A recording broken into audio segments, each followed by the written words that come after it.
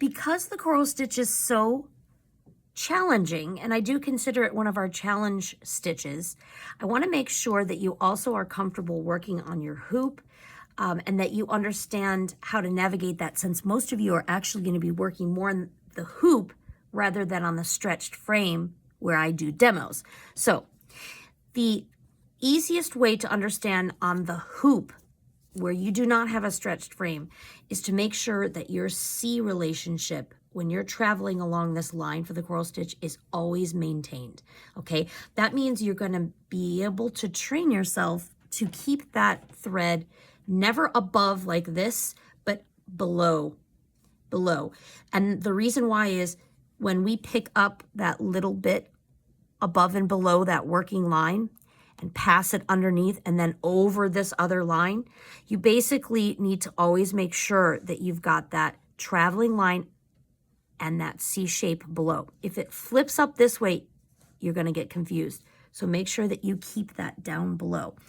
The other thing is, if it's awkward for you to take the tip of your needle, and if your hoop is really big and you can't get your fingers in there to pick up a tiny bit of fabric above and below the working line, and if it gives you any trouble, what you can do is turn it toward you so that you're facing the line going vertically, and then it's a little bit easier to pick up a tiny little bit along that working line, okay?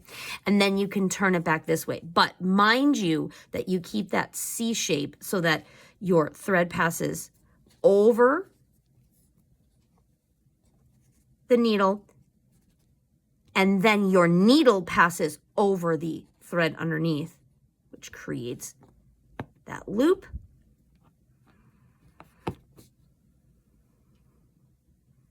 Doing it really slow. I'm going to do it one more time. I'm going to make sure that that thread doesn't flip up.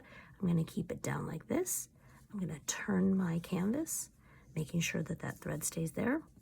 I'm going to take a little bit, just a little bit along my working line above and below. Turn it back. My thread passes over the needle, and then my needle passes over the thread. So thread passes over the needle after I've picked up above and below the working line, and then the needle passes over the thread, and then I can pull it, and then that becomes the loop. Last and not least, if you find that turning the canvas or your hoop is really confusing because you're losing that relationship every time you turn it of that C shape where you know you have to have your traveling thread over your needle and then your needle over that bottom part, what you can do is you can actually have your needle go up and down like we did in class. I'm going to show you how to do that again. So with your left thumb traveling the line over your working line in the direction you're stitching, instead of picking up with the tip of your needle a little bit, you can actually go down and back up. So I'm going to go above my working line. I'm just going to go straight down, but I'm going to make sure I really keep the relationship of this loop. See, it's already crossed. So I want to make sure that that loop stays underneath, and it's no longer really a C, it's a true loop. And when I come back up, I'm going to make sure that I come up almost right where I went down, and I'm inside that loop. Do you see how my needle is inside this loop? Okay? And inadvertently, the thread is passing over what was the needle in the other way we did it, where we just picked up with the tip of our needle. And now you don't have to worry about passing the needle over that thread. You just basically pull the loop. So I'm going to do this one more time. So keeping that relationship like this, I'm going to make sure that when I pass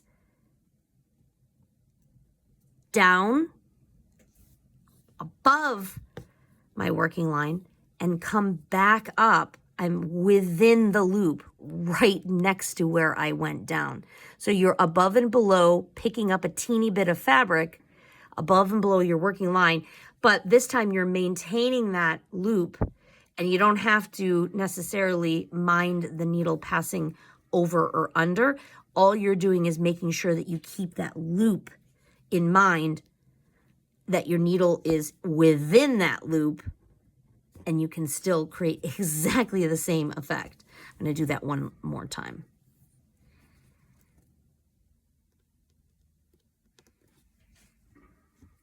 I'm keeping my thumb to hold that down because I don't want to lose that loop.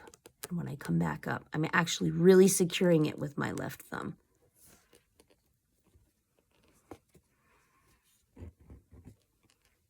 Okay, so that's 2 ways to do it. If you get confused, just watch one video or the other. A lot of people like to do the technique where they're picking up a little bit of fabric above and below the line first, right? Instead of going down and back up. If you pick up a little bit of the fabric like I showed you here, it's somewhat easier to understand which way the thread is traveling, right? To get that C shape, right? So that you are remembering to go thread over the needle and then needle over the thread, right? It's going to give you the same effect whether you pick up small amounts above and below the working line with the tip of your needle, or if you use your needle up and down in the fabric. Either way you do it, you have to maintain that loop. That loop must be where the top part of the loop is over the traveling line and the bottom part is like that C shape, or it becomes an enclosed circle. That always has to be below your line, not above. Otherwise, if it's above the line, then it's not going to create the loop. I hope that helps. Happy stitching.